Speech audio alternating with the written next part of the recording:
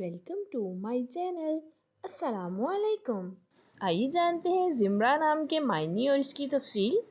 हमारा आज का बेबीज़ गर्ल्स नेम है ज़िम्रा। ज़िम्रा के इंग्लिश में स्पेल्स हैं ZIMRA, ज़िम्रा। ये एक इस्लामिक नेम है और लड़कियों के लिए रखा जाता है ये नाम ज़िम्रा।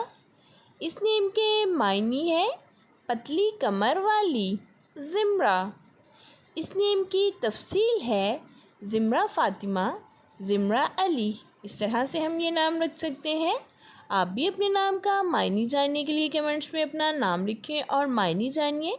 एंड अपने नाम की स्पेशल वीडियो बनवाने के लिए भी आप मेरे कमेंट बॉक्स में अपना नाम कमेंट कर सकते हैं।